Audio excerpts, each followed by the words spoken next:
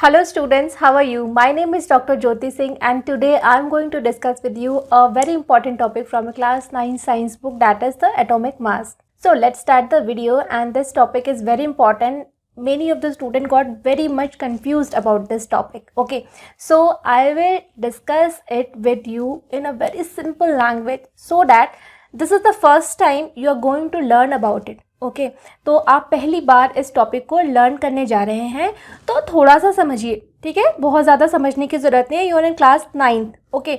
You will learn this topic in a more detail way in class 11th, okay. So don't worry about more details, okay.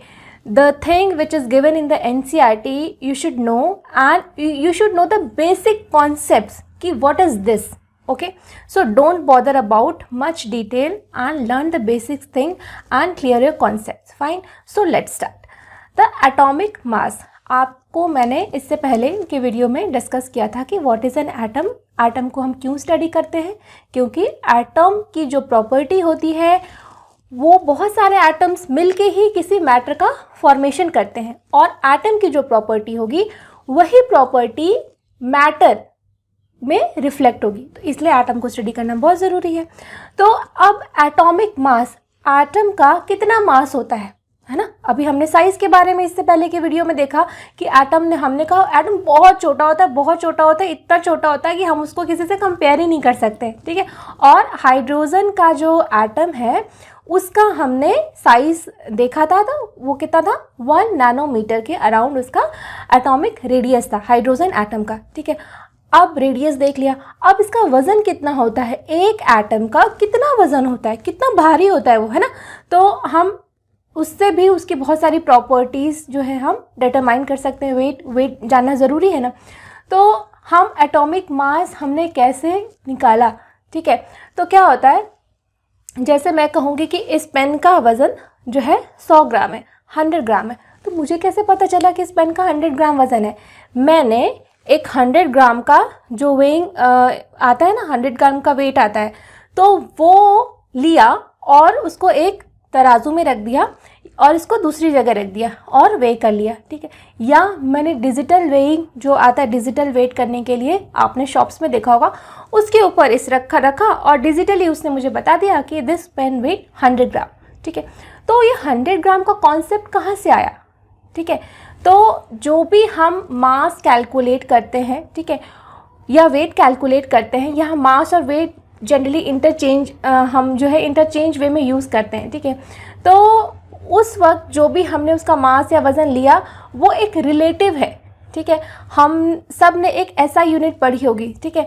ऐसा unit पे क्या है कि हर एक जो है प्लैटिनम का वेट जो है वो एक लेबोरेटरी में रखा हुआ है और उसी को स्टैंडर्ड 1 kg वेट माना गया है, और उसी वेट के बराबर बहुत सारी रेप्लिका कॉपी 1 kg का वेट आपने देखा होगा, फिर 500 ग्राम का वेट देखा होगा, 2 kg का वेट, 5 kg का वेट। जब सब्जी लेने जाते हैं ना, वहाँ पे आपने देखा होगा इस तरह के वज़न करने वाली चीज़ें रखी रहती, बट्टे जिसको कहते हैं, ठीक है।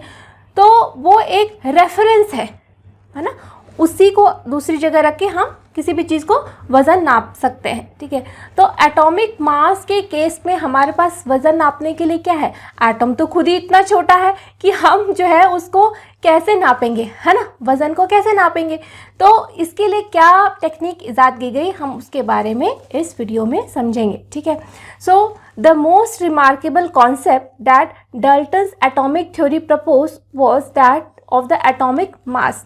तो डाल्टन की जो एटॉमिक पोस्टुलेट्स थे उसमें एटॉमिक मास के बारे में काफ़ी डिस्कस किया गया। क्या डिस्कस किया गया? According to him each element had a characteristic atomic mass. उनके हिसाब से हर एक एलिमेंट का जो भी एटम है उसका एक कैरेक्टरिस्टिक मास है। मतलब कि जैसे कि अगर हाइड्रोजन का एटम है तो उसका एक कैरेक्टरिस्टिक मास है, एक अगर ऑक्सीजन का एटम है तो उसका एक अलग मास है जो कि हमें बताता है कि ये ऑक्सीजन है, ठीक है। तो उस एटम में कुछ ऐसा है जिसकी की वजह से उसका वो मास है, उस एलिमेंट के को रिप्रेजेंट करता हुआ वो मास है, ठीक है। तो the theory could explain the law of constant proportions so well that scientists were prompted to measure the atomic mass of an atom. तो ये जो उन्होंने थ्योरी दी, इससे पहले जो है लेवोसियर और प्राउस ने जो थ्योरी दी थी लॉ ऑफ कांस्टेंट प्रोपोर्शन, उसमें उन्होंने कहा था कि जो भी कंपाउंड्स बनते हैं एलिमेंट से मिल करके, एटम से मिल करके जो भी कंपाउंड्स बनते हैं, इस कंपाउंड फॉर्मेशन के प्रोसेस में वो एक दूसरे से एक खास तरीके प्रोपोर्शन में ही जुड़ते हैं और कंपाउंड बनाते हैं। जैसे कि आप देख सकते हो वाटर H2O, ठीक है, हाइड्रोजन का यहाँ पे वेट आप देख सकते हो, एक एटम का वजन 1 होता है, तो यहाँ पे 2 है, तो यहाँ पे 2 है। और ऑक्सीजन का यहाँ पे जो वजन होता है, वो मास जो होता है वो 16 होता है, तो ये एक तरीके से 1:8 आ गया, ठीक है। तो ये एक कांस्टेंट प्रोपोर्शन हुआ कि हाइड्रोजन और ऑक्सीजन एक कांस्टेंट प्रोपोर्शन में कंबाइन करके वाटर बनाते हैं, ठीक है। तो जब हमने ये देखा कि और जो कंपाउंड्स हैं उसके ऊपर इसी थ्योरी को लगा करके हमने देखा, तो ये थ्योरी इस तरीके सब कंपाउंड्स में फिट बैठ रही थी कि यस, हम देख रहे हैं कि सारे जो एलिमेंट्स हैं, जो एटम्स हैं, वो एक दूसरे से एक कांस्टेंट प्रोपोर्शन में कंबाइन हो रहे हैं और उनका मास जो है वो उस एलिमेंट के हिसाब से एक कैरेक्टरिस्टिक प्रॉपर्टी की तरह बिहेव कर रहा है, ठीक है। So since determining the mass of an individual atom, अगर हम कहें कि एक एटम का मास कितना होता है, ठीक है, तो हमें जितने भी एलिमेंट्स हैं उन सब के एटम्स का मास जो है निकालना पड़ेगा बारी बारी से, है ना। और हर बारी किसी कंपाउंड में कोई कितने तरीके से इन्वॉल्व हुआ है, किस कॉम्बिनेशन से। जैसे कि हाइड्रोजन है, हाइड्रोजन का एक ही कंपाउंड थोड़ी ना होता है, हाइड्रोजन के बहुत सारे कंपाउंड्स होते हैं, ठीक है। कार्बन का एक ही कंपाउंड थोड़ी ना होता है, कार्बन के बहुत सारे कंपाउंड्स होते हैं, जितने भी प्रोटीन, कार्बोहाइड्रेट, अब कार्बन के बहुत सारे कंपाउंड्स होते हैं। ऑक्सीजन बहुत सारे कंपाउंड्स में होता है, तो हर बारी हम क्या उसका मास जो है नापते रहेंगे हर कंपाउंड में कि इसमें ऑक्सीजन का कितना मास है। तो ये बात उस समय की है जब इतने हाई एंड इंस्ट्रूमेंटेशन थे भी नहीं साइंस में, ठीक है। तो उस वक्त उन्होंने क्या कहा कि ऐसा करते हैं कि एक किसी एटम को हम डेटम पॉइंट ले लेते हैं, डेटम मतलब कि रिलेटिव ले लेते हैं, हाँ, और उसके तुलना में, ठीक है, बाकियों का मास हम निकाल लेते हैं। और उन्होंने एक और कन्वेंशन लिया कि मास डेसिमल्स में नहीं लेंगे हम, ठीक है, मास उसके नियरेस्ट होल नंबर में हम लेंगे, ठीक है। जैसे आज के समय में आप 10th में जब जाओगे तो आप देखोगे परसेंटाइल सिस्टम आ गया है, मतलब कि पहले क्या था, परसेंटेज सिस्टम था। परसेंटेज में मतलब जितने नंबर आते थे आपके उतने मार्क्स होते थे, ठीक है। जैसे मेरे 78% आए, 85% आए, तो वो मेरे मार्क्स को रिप्रेजेंट कर रहा था। लेकिन अब के समय में क्या है, परसेंटाइल मतलब जिसके हाईएस्ट मार्क्स आए हैं उसको 100 परसेंटाइल, ठीक है। और फिर धीरे धीरे वो 99.99 परसेंटाइल, 99.98 परसेंटाइल, ऐसे ऐसे करके करते नीचे आएगा। तो रिलेटिव मार्किंग हो गई ना एक दूसरे से, तो वैसे ही कुछ यहाँ पे हुआ है, ठीक है। So since determining the mass of an individual atom was a relatively difficult task, relative mass, atomic masses were determined using the law of chemical combination and the compounds formed। तो chemical combination, जैसे हमने कहा कि एक जो atom है दूसरे atom से, मतलब एक एलिमेंट का एटम दूसरे एलिमेंट के एटम से एक डेफिनेट प्रपोर्शन में कंबाइन करता है, तो ये लॉ ऑफ केमिकल कॉम्बिनेशन था, ठीक है, डेफिनेट प्रपोर्शन में कंबाइन करते हैं। तो हमने रिलेटिवली वो किस तरह से कंबाइन कर रहे हैं इसके बेसिस पे उनका मास कैलकुलेट किया कि इसका मास क्या है, फिर उसको हमने एक रेफरेंस पॉइंट बना दिया और बाकी का मास हमने कैलकुलेट कर लिया। जैसे कि सपोज हमने कहा कि हाइड्रोजन और ऑक्सीजन 1:8 के रेशियो में कंबाइन होते हैं, ठीक है।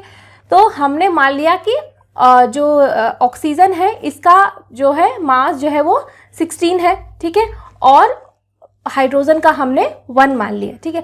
अब ऑक्सीजन जितने कंपाउंड्स बनाता है नेचर में, हमको जितने भी पता है कि ऑक्सीजन किसके साथ कंबाइन करके कंपाउंड बनाता है, हमने वहाँ पे ये फॉर्मूला लगा के देखा कि ऑक्सीजन को हम जो है, अगर हम ऑक्सीजन को 16 मान रहे हैं तो बाकी का वज़न ऐसे ऐसे कैलकुलेट होगा, ठीक है। तो वहाँ पे ये सब चीज़ें बिल्कुल सटीक बैठ रही थी, बिल्कुल सही बैठ रही थी। तो हमने कहा कि नहीं, ये थ्योरी बिल्कुल सही है और ऐसे हमें सबका वजन नापने की ज़रूरत नहीं है, ठीक है। तो let us take the example of a compound carbon monoxide CO form by carbon and oxygen. Carbon monoxide कैसे बनता है? कार्बन और ऑक्सीजन का एक एक एटम मिलता है तो कार्बन मोनोऑक्साइड बनता है, ठीक है। It was observe experimentally that 3 gram of carbon combines with 4 gram of oxygen to form carbon monoxide. तो ऐसा देखा गया कि हमने 3 ग्राम कार्बन छोड़ा और 4 ग्राम ऑक्सीजन छोड़ा और दोनों आपस में मिल गई और उन्होंने एक जो है 7 ग्राम जो है कार्बन मोनोऑक्साइड का फॉर्मेशन किया।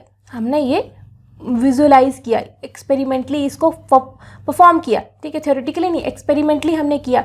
तो हमने देखा कि मतलब कि कहने का ये मतलब है कि इसी तरीके से ये एटॉमिक लेवल पे भी कंबाइन करती होंगी, है ना। जैसे मैंने कहा कि जो प्रॉपर्टी हमको मैटर में दिखती है वो उसकी एटॉमिक लेवल पे हुई की गई प्रॉपर्टी को रिफ्लेक्ट करती है। मतलब जो बल्क लेवल पे फिनोमेना हो रही है वो ऐसा नहीं कि बल्क लेवल पे हो रही है, वो एटॉमिक लेवल पे होती है और वो हमें बल्क लेवल पे रिफ्लेक्ट होके दिखती है। तो जब 3 gram carbon dioxide 4 gram oxygen के साथ रिएक्ट करती है और वो कार्बन मोनोऑक्साइड का फॉर्मेशन करती है, तो कार्बन मोनोऑक्साइड का क्या फॉर्मूला होगा? हमें कैसे पता चला कि कार्बन मोनोऑक्साइड का फॉर्मूला C और O है? हम CO2 भी तो लिख सकते थे, हम C2O भी लिख सकते थे, कुछ भी लिख सकते थे। हमें कैसे पता चला कि कार्बन मोनोऑक्साइड का फॉर्मूला C और O ही है ना? कैसे पता चला?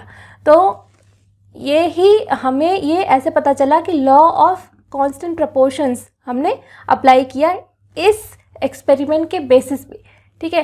तो वो कैसे किया हमने कि in other words carbon combines with 4/3 times of its mass of oxygen, ठीक है।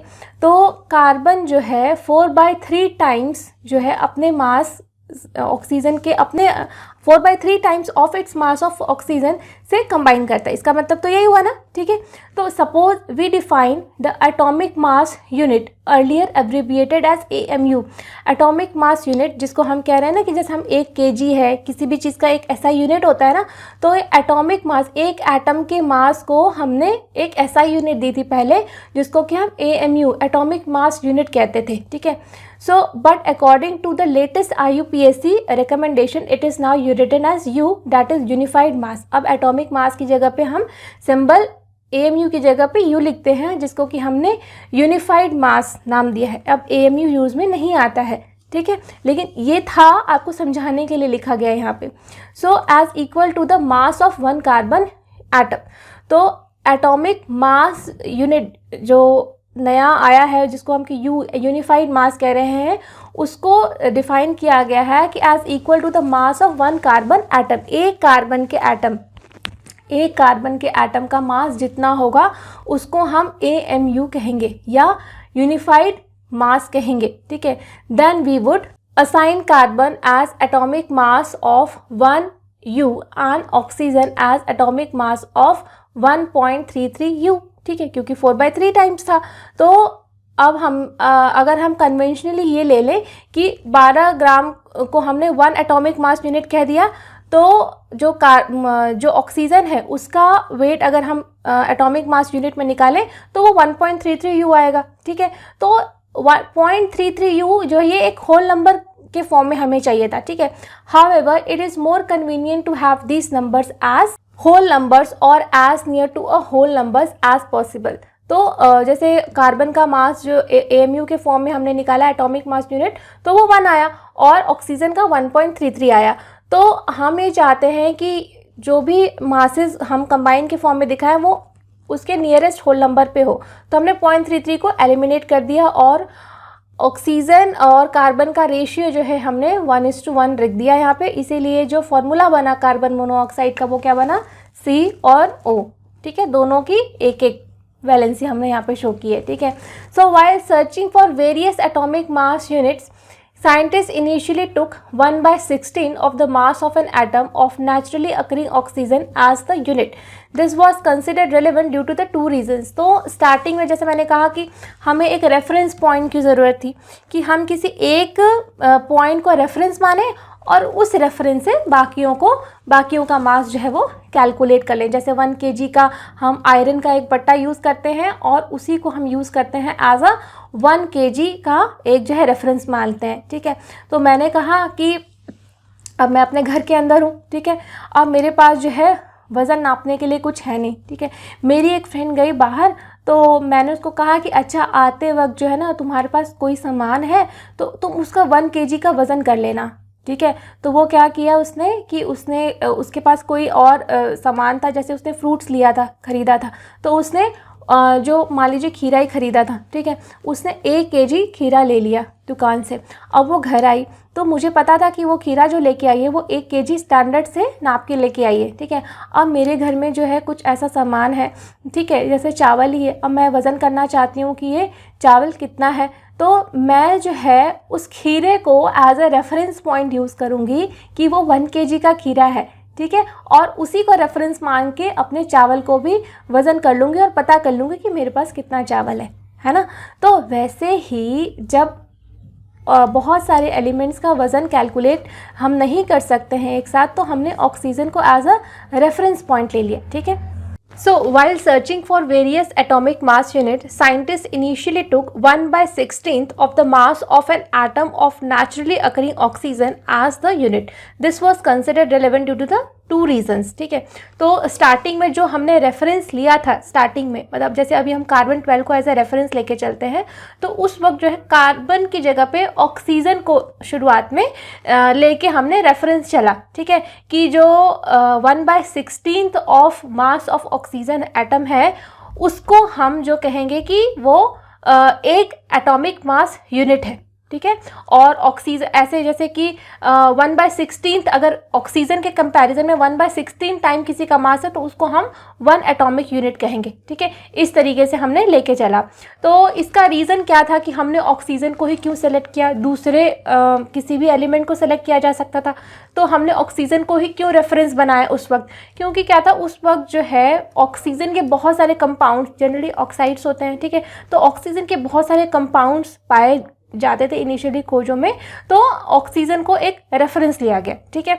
So oxygen reacted with a large number of elements and form compound. जैसे मैंने कहा कि बहुत सारे कंपाउंड्स ऑक्साइड्स होते हैं, इस वजह से ये अबंडेंस जो बात थी कि बहुत अबंडेंटली ये जो है इसके कंपाउंड्स मिलते हैं, तो हमें बार बार जो है ऑक्सीजन को रेफरेंस लेने से दूसरे जिसके साथ की ऑक्सीजन कंबाइन किया है उसका वज़न निकालना, उसका मास निकालना बहुत इजी हो जाता था, क्योंकि वो तो ऑलरेडी ऑक्सीजन के साथ कंबाइंड फॉर्म में हमें नेचर में मिल रहा है ऑलरेडी। मतलब ये कुछ ऐसा मनगढ़ंत चीज़ें हमने बनाई नहीं है, ठीक है। ये बात आप सबसे पहले आपको मन में ये क्लियर रखना है कि ये हमने नहीं ईजाद की है, ऑलरेडी नेचर में चीज़ें एग्जिस्ट करती है, और वो कैसे करती है उसके होने के लिए हमने अपनी रीजनिंग लगाई, ठीक है। ऑलरेडी चीज़ें ऐसे ही नेचर में एग्जिस्ट करती हैं, वो ऐसी क्यों है उसका रीज़न हमने तलाशा, ठीक है। और ये एक दिन में नहीं हुआ है, जैसे मैंने आपको अभी 1 मिनट में बता दिया कि ऐसा हुआ, ये रेफरेंस हुआ,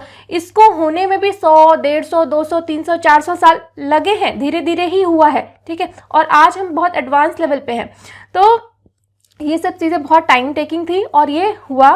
और जैसा जिस समय में जो नॉलेज थी लोगों में, उस चीज़ को उन्होंने रेफरेंस लिया और उसको बाद में अपग्रेड भी किया गया, ठीक है। दूसरा रीज़न था ऑक्सीजन को एज अ रेफरेंस लेने का कि this atomic mass unit gave masses of most of the element as whole numbers, ठीक है। जैसे हमने अभी रेशियो कैलकुलेट किया ना कि कार्बन और ऑक्सीजन का, कार्बन मोनोऑक्साइड के केस में, तो जब हमने ऑक्सीजन के मास को एज अ रेफरेंस रखा, क्योंकि ये जो है इवन नंबर है, तो बाकियों का जो मास है जो इसके साथ कंपाउंड फॉर्म में रहते हैं एलिमेंट्स, उनका मास इससे डिवाइड होने के बाद होल नंबर्स में आता था। तो एक तरीके से जैसे हमने कहा कि लॉ ऑफ कांस्टेंट प्रोपोर्शन, उसको इस तरह के रेफरेंस से बहुत सपोर्ट मिला और बहुत सारी चीज़ों का हमने रीज़न जो है तलाश लिया कि हाँ, अगर हम ऑक्सीजन के मास को जो है 1/16 ले लेते हैं, ठीक है, और बाकी का इसके रिलेटिव में मास कैलकुलेट करते हैं, तो जो हम लॉ ऑफ कांस्टेंट प्रोपोर्शंस है केमिकल्स का, तो देखते हैं तो वो बिल्कुल फिट बैठते हैं, तो यानी जो हम सोच रहे हैं वो बिल्कुल सही है और ये ज़्यादातर कंपाउंड्स के लिए एक्ट कर रहा है ना। तो उस वक्त ये सोचा गया। लेकिन however in 1961 for a universally accepted atomic mass unit, carbon 12 isotope was chosen as the standard reference for measuring atomic masses। लेकिन 1961 में, बहुत दूर की बात नहीं है, ठीक है, 1961 में ऑक्सीजन को ड्रॉप कर दिया गया एज अ रेफरेंस यूनिट और हमने किसको लिया, कार्बन 12 को एज अ रेफरेंस यूनिट लिया। ऐसा क्यों किया गया कि ऑक्सीजन में ऐसी क्या कमी हो गई कि हमने उसको ड्रॉप कर दिया, ठीक है। तो क्या हुआ कि जब ऑक्सीजन को रेफरेंस लिया गया था तो उस वक्त बहुत नई नई खोजें हो रही थी रोज़ रोज़, ठीक है। तो उस वक्त हमें आइसोटोप के बारे में नहीं पता था, ठीक है। अब आइसोटोप क्या होता है, क्या होता है, जैसे कि कोई भी एक एटम होता है, ठीक है, एटम के अंदर क्या होता है, ठीक है, एटम के अंदर एक न्यूक्लियस होता है, ठीक है, ये न्यूक्लियस है, ठीक है, बीच में न्यूक्लियस होता है और न्यूक्लियस के अराउंड जो है ये ऑर्बिट्स होते हैं, ठीक है। तो किसी भी एटम में एक न्यूक्लियस होता है और बहुत सारे ऑर्बिट्स होते हैं जिसके के अंदर इलेक्ट्रॉन्स जो होते हैं वो घूम रहे होते हैं। अब इस जो हम एटॉमिक मास कह रहे हैं, किसी भी एटम का जो मास होता है वो इन इलेक्ट्रॉन्स के मास की वजह से नहीं होता है, क्योंकि इन इलेक्ट्रॉन्स का मास जो है कंपैरेटिवली प्रोटॉन्स और इलेक्ट्रॉन्स के कंपैरेटिवली बिल्कुल कुछ नहीं होता, नेग्लिजिबल होता है, ठीक है। तो जो भी मास होता है एक एटम का वो उसके प्रोटॉन्स और न्यूट्रॉन्स को जोड़ के होता है, ठीक है। तो जो एक एटम होता है उसके अंदर तीन चीज़ें होती है, एक होती है इलेक्ट्रॉन, एक होती है प्रोटॉन और एक होती है न्यूट्रॉन, ठीक है। इलेक्ट्रॉन नेगेटिवली चार्ज होते हैं, प्रोटॉन पॉजिटिवली चार्ज होते हैं और न्यूट्रॉन जो है वो न्यूट्रल होते हैं, ठीक है। तो जो भी मास होता है वो न्यूक्लियस के अंदर होता है। प्रोटॉन्स और न्यूट्रॉन्स जो होते हैं, प्रोटॉन्स और न्यूट्रॉन्स जो होते हैं वो न्यूक्लियस के अंदर होते हैं और इन दोनों का ही मास लगभग एक बराबर होता है। प्रोटॉन्स और न्यूट्रॉन्स का मास लगभग एक बराबर होता है और ये न्यूक्लियस के अंदर होते हैं और यही रिस्पॉन्सिबल होते हैं किसी भी एटम के मास के लिए, यही रिस्पॉन्सिबल होते हैं।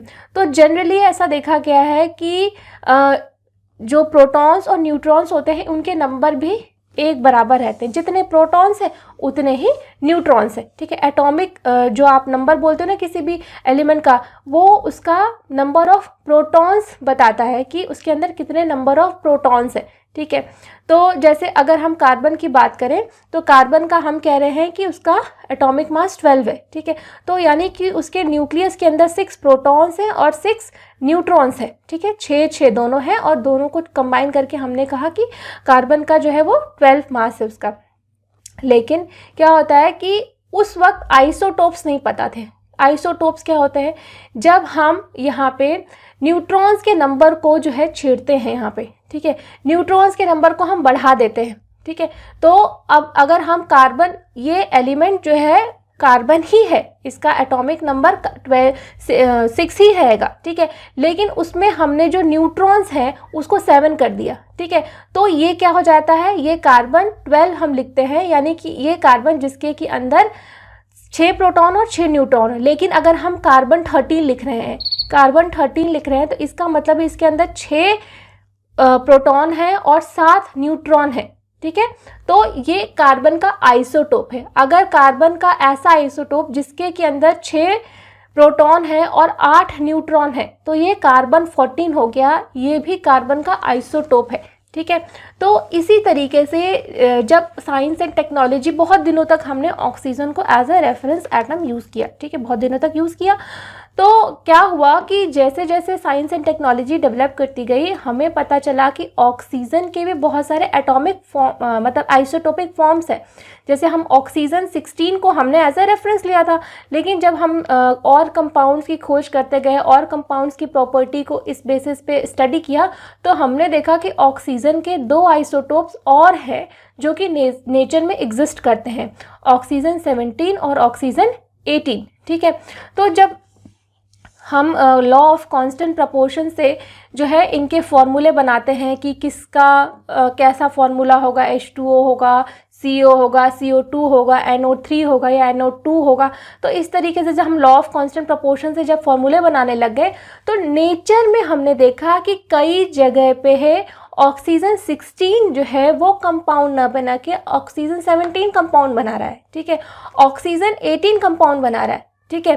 तो ऑक्सीजन के दूसरे दूसरे आइसोटोप्स के भी बहुत सारे कंपाउंड्स अबंडेंटली हमको मिलने लग गए, ठीक है।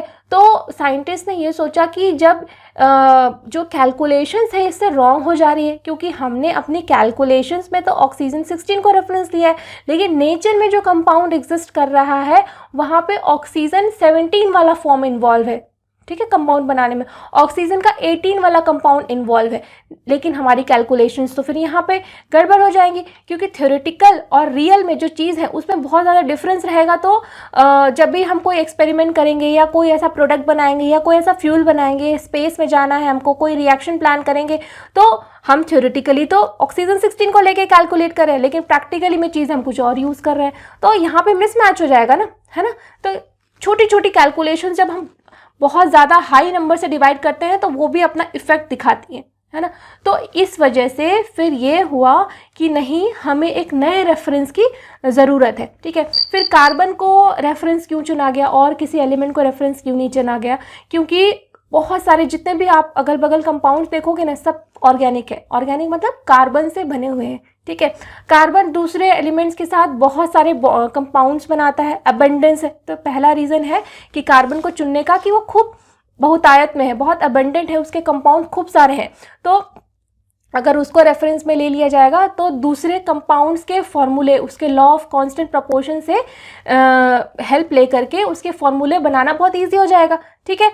और दूसरी चीज़ ये है कि कार्बन रिएक्टिव भी बहुत सारे कंपाउंड, जैसे मैंने कहा ना, बनाता है। बहुत ज़्यादा रिएक्टिव भी नहीं है कि भाई ये तुरंत रिएक्शन ही किए जा रहा है, तो ये भी एक रीज़न था कि बहुत रिएक्टिव भी नहीं है, लेकिन कंपाउंड भी बहुत सारे इसके नेचर में एग्जिस्ट करते हैं, ठीक है।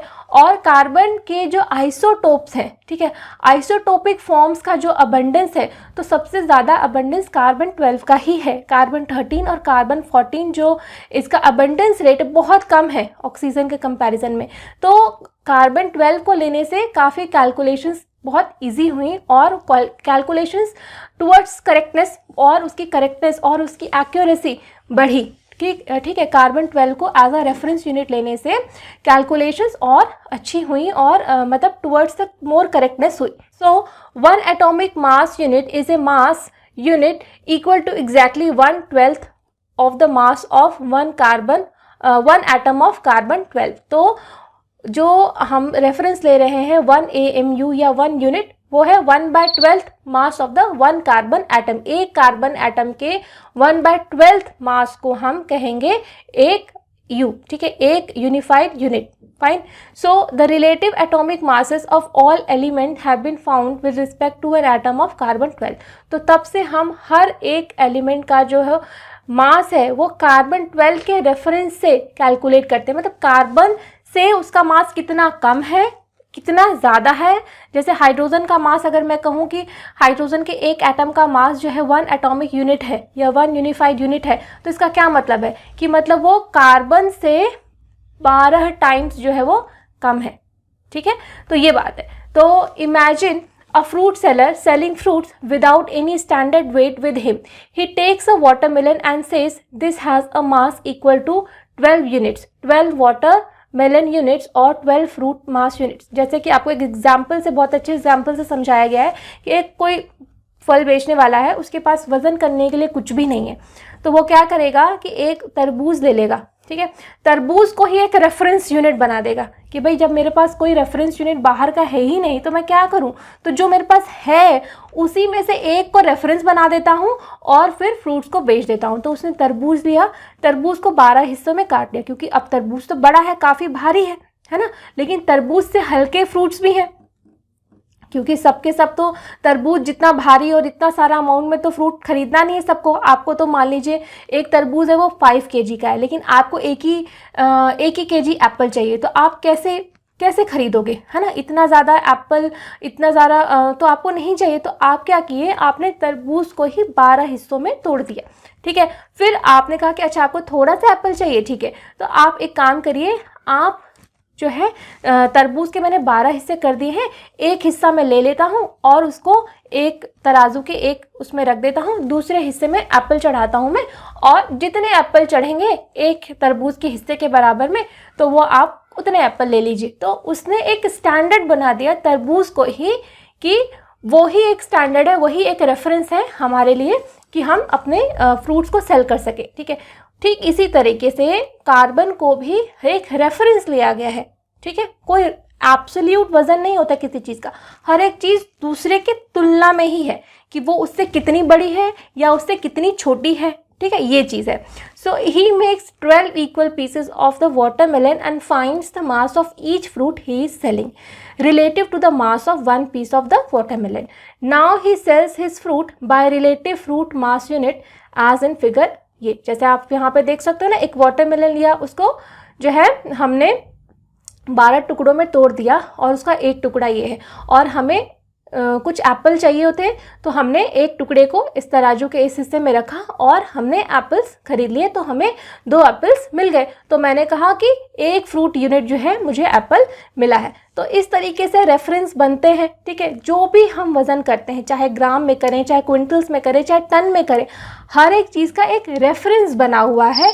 उस रेफरेंस के अगेंस्ट में ही हम किसी चीज़ को वज़न करते हैं, ठीक है। किसी चीज़ का एब्सोल्यूट वज़न हमें पता नहीं है, ठीक है। सो इस तरीके से आप देखते हैं कि स्टैंडर्ड यूनिट्स बनती है, एसआई यूनिट जिसको हम कहते हैं, हर एक चीज़ को नापने के लिए कि 1 लीटर कितना होता है, 2 लीटर कितना होता है, 3 लीटर कितना होता है, 1 केजी कितना होता है, 100 क्विंटल कितना होता है, हर एक चीज़ का रेफरेंस बना हुआ है, ठीक है। So mass of atoms as compare to 1/12 of the mass of 1 carbon unit. तो इस तरीके से हमने कुछ जो मेन एलिमेंट्स हम यूज़ करते हैं डे टू डे लाइफ में, उनके कुछ मासेस दिए हुए हैं। जैसे कि हाइड्रोजन का मास हमने 1 एटॉमिक मास यूनिट, यू इसका सिंबल है, ये बहुत इंपॉर्टेंट है, कई बार एग्जाम में पूछा जाता है।